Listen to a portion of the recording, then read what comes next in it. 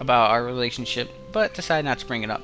It's no doubt simply born of their mutual antipathy. In Akira's comment, only back then.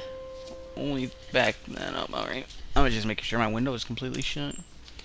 Well then, that's settled. Gotta get to work early tomorrow, so I'd better be off. She rises from the table with a grunt, her hand on her knee to push herself up. I just notice Akira's eyes lingering on Lily for a couple seconds before turning away as she begins to take her leave. After she walks out the door, she stops, looks up thoughtfully before turning to us one last time. Oh yeah, I almost forgot to tell you. Use protection. Every time. I gag violently on the teeth of my mouth. Contrary to my own, Lily's composure holds perfectly as she seems entirely unfazed. I'm kind of impressed. We are, don't worry. Atta girl, see us. And with that, she turns and strides out the door, a hand held high as she disappears into the darkened hallway, closing the door behind her. The most reaction I can muster in flopping forwards. Oh my... Really? Right outside. Oh... The most reaction I can muster is flopping forward on the table, completely drained of energy and truly exhausted by her. Lily's ability to hold her own against that suited devil is something I admire. She really is incredibly blunt. I don't think I'll ever be able to keep up with your sister's energy. As I feel Lily's soft hand come to rest on my own, I roll my head to the side to see her gently smiling. For a long time, we simply sit beside each other silently. Given her unquestionably unusual height, she is pretty much exactly as tall as I am, probably a couple centimeters higher if anything. Like this, she appears even taller. The feeling of her pale, soft hand against mine is a pleasant one, as the sight of the thin, silken pajamas she is wearing, showing her curves and collarbone. You do get on well, though, even if you do say that. I guess, you two are a lot more alike than I first thought when I met you. Then it's a good thing I quickly stopped you from going after her, isn't it? Though she jokes about it, my assessment of her inability to keep up with Akira, either physically or mentally, would quite in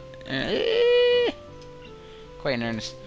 Lily slowly paced and ladylike, almost motherly. Nature is perhaps the single thing that helped me most in my first weeks at Yamaku. Come to think of it, wait, since when were we using protection? As I give a curious look to my side, Lily's cheeks puff out as she huffs at me. Unlike you, I remembered. The packet is in the cupboard next to the sink. So I'm not the only one of us that takes a pill. In hindsight, I feel rather thoughtless for not remembering at all and leaving it to Lily. Looking over the cupboard, she mentions, I've noticed again the knee-high piles of books around us that were here the other time I'd visit. For the most part, they're lined up against the wall to give a little more room around the table. Why don't you get a bookshelf for your books? It seems odd to see books just piled around, especially given that your room looks so neat and orderly otherwise. They're easier to find this way. I know exactly which pile each book is in. Wouldn't you still know that after putting each set on a different shelf? That may be, but she's not immune to bouts of laziness after all. Yeah, so many of them. It's kind of a shame we can't share our book sets despite both of us reading so much. She gives a short giggle. Come to think of it, why do you order your books through Yuko? I imagine there'd be plenty of sites that could order books in Braille from, especially in English Braille. I never thought about that. Is Braille different in other languages? Or is it like universal Braille? I guess English Braille is what it is, because that's what it's saying here. I guess because certain countries would use symbols, but you can I don't know. There are a lot of text-to-speech programs too. She turns her head slightly away from me, which strikes me as somewhat surprising. I'm just not all that good with computers. I'm alright with typewriters and braillers, but that's about it. Her tone almost makes me chuckle. She's a prideful person, so admitting something like that must be difficult. So, Lily's the low-tech kind of person. Given her old-fashioned personality, it's not really a stunning surprise. I wouldn't worry about it. A lot of people aren't really that good with them, so it's not that unusual. That's unusual. Now she's even more depressed. It feels like I'm twisting a knife rather than healing her wounds. With a bit of squirming, I shuffle my way closer to her, tentatively putting one hand around her waist to hug her. I'm still not really used to this kind of physical affection, but Lily seems to like it. Oh, right for the kiss. Lily smiles as she turns to face me, a kiss being the reward for giving in to her. She draws me in, blushing my upper lip with hers before pressing against both. So much editing, god damn it. This way, every one of my senses is filled with her. The barely perceptible scent of her hair, her taste as her tongue fleetingly touches mine, the tenderness of her lips, the image of her filling my mind, the total silence apart from her faint breath. We may have kissed before, but even if this is more of a kiss of simple affection than anything, it's still a new and pleasant sensation. Judging from her vivid blush as she pulls back, it's obvious she feels the same as I do. Even if we're entirely alone, it still feels a little embarrassing to open up to each other this much. If we take everything day by day, I think that would be for the best. Small steps, right? Yeah, just small steps. We have plenty of time to be together, even after the school year is over. As long as we move together, I think everything will work out okay. Neither of us is going anywhere soon, after all. For now, I'm just thankful. God damn, now the neighbors upstairs are being noisy. God. I'm just thankful for this small moment in time we can spend together. I was so expecting like a sex scene there. It could have happened. Maybe it did, and they just didn't feel like showing it. Because sometimes they'll do that with time skips and such.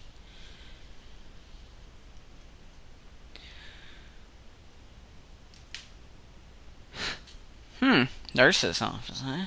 I stand unmoving in front of the door to the nurse's office for what feels like at least a dozen minutes or so. It's not like I never entered the small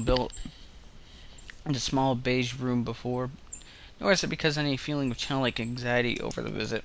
Maybe it's because the nurse's office is akin to a confessional, an admission that my body is flawed, the knowledge that such a fact is kept entirely confidential between the nurse and I hardly lessens the feeling.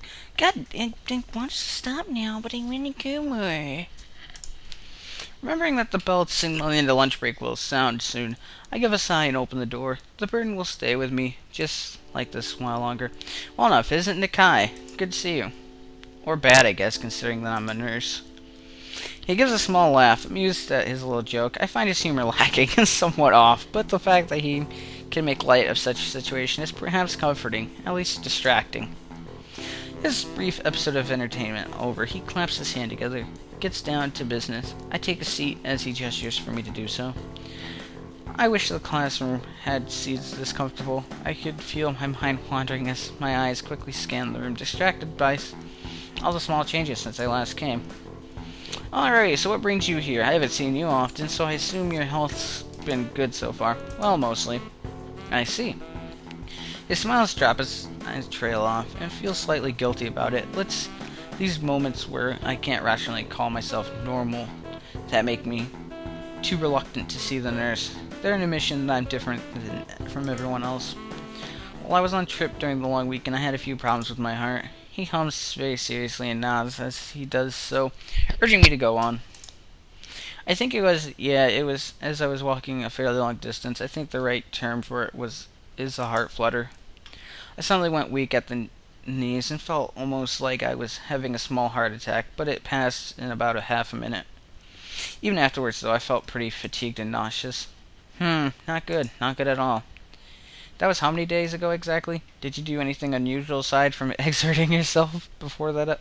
Before the episode, so not including the sex.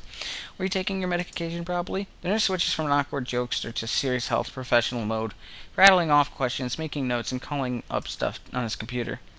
I tell him about my forgetting to take my pills that morning and the preceding event. It was a stupid thing to do, but I can't change anything about it now except answer honestly and bite the bullet. His seriousness evolves into a frown, and talk evolves into an instant checkup. I finish buttoning up my shirt, and again get motivated to take a seat in front of the nurse. Is this the first problem you've had since coming to Yamaku? I've had short pains in my chest before, just a couple times, but they were more of discomfort than anything like this. He leans back in his chair, briefly resembling a white-coated Poirot, as he mulls over the mysterious case of the heart flutter. moving his lips from side to side to show he's thinking, his non-existent mustache wiggling. He eventually comes to a conclusion. Well, he survived it. That's always on the plus side. I blink at this one, then notice the nurse wearing his "got you" face. It's eventually somewhat reassuring. I don't think he could crack jokes if they were really serious, so I kept silent and take my lumps. I'll have to talk with your doctor, but right now I suspect it's simply due to physical exertion. Have you been keeping up with regular light exercise like I directed you to? I make sure to walk a reasonable amount every day. It's usually enough to work up a bit of a sweat, but then again, I'm not really as fit as I used to be. That should be enough then. The main thing is to keep in your mind that doing regular low stress exercise, not short bursts of sprinting and such. I understand. Since leaving the hospital, I've been a lot more focused on my studies, partly to take my mind off not being able to do more physical things. It's good to hear you're coping well. Sudden lifestyle changes can be it can be hard at the best of times, and I'm pleased to hear that you sound like you have everything in order. Almost everything, that is. Nevertheless, I want to keep a close eye on you for a while, just for observation's sake, just to make sure things aren't going downhill, you understand. That's something I really didn't want to hear. Since coming to Yamaku, I've wanted to do is live as normal a life as possible. Observation was not one of the words I came to hate was one of the words I came to hate most during my hospital stay. For as long as I felt as if I could have just walked straight out of the hospital doors, if not for that observation doctors wanted so dearly. Sure, should I come in more often? He checks the calendar next to his computer, which seems to inflict on him a nasty case of furrowed brow. He spins back towards me after that. The summer holidays are a bit of a pain considering the timing. Oops. I'll check with your doctor and try to get a better handle on the situation and see how he wants to proceed, but I think you should take things slowly and careful from now. What you're describing isn't immediately sound like a recurring event, but it won't hurt to slow down a bit for a while, just to make sure. What should I do for today? He looks over my shoulder at the clock hanging over the door. I'd never have noticed it if I hadn't followed his gaze. It's nearly time for school to be over, so you may as well just leave early. He gives me a slight wink, making sure that I understand he's doing me a favor. Well, nurse's orders, thanks. That's what I'm here for, after all. I know you might not want to hear this, but you can't ignore your condition. Don't hesitate to ask to see me if you have any further problems, or if you just have anything you want to ask. Bye. He spins around and gets back to typing on the computer in front of him. I suppose I'll just read before waiting for Lily by the gate, considering I don't have much else to do. Even as I leave, his words echo in my mind. My condition isn't something as limiting as many of the others here at Yamaku, and I don't want to burden Lily with thinking about it. If I just live life normally and avoid any short, sharp shocks, I should be okay. I won't let my condition rule me. Oh, and,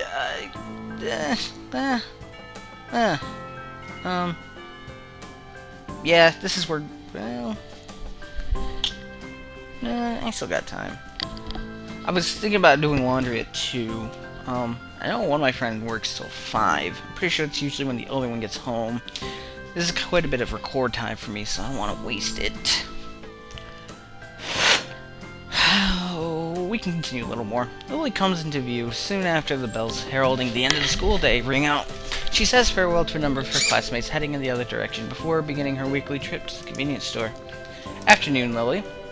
The immediate warm smile and relaxed demeanor she assumes upon noticing my presence and are unexpectedly welcome.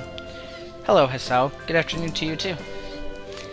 She hesitates for a second, but eventually deigns to tilt her face forward and close her eyes. My lips meet hers with a measure of slight trepidation before we move off, hand in hand. The fact that we're so close in height is somewhat useful at times, there being no need for either of us to turn our head upwards nor downwards in order to meet the others. It doesn't take much time to leave the noise of the other students far behind us. The tapping of Lily's cane in her hand, the only sound to be heard. Silence, blissful silence, is all that greets us while we slowly walk in the setting sun's light. I think I'm going to really like this town. The huge green hilly expanse The trees everywhere, that somewhat rustic little buildings. So you've come to appreciate the tranquility of it as well. I think so. I came from a metropolitan city near Tokyo, so the quiet of this town really alienated me when I first arrived. After a while it became really nice, though I think I'd prefer it to the hustle and bustle of my home city now. While I preferred the quiet of such a rural town even when I first arrived, I suppose I had an advantage of growing up in a quiet area before I came. Hinako said the surroundings are very pretty too.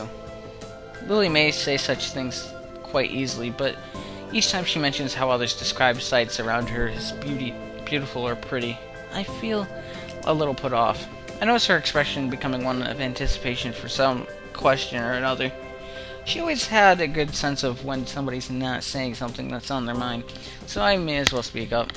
I was kind of wondering, how to put this. Do you ever regret that you can't see what things look like for yourself? It's just something I've been thinking about.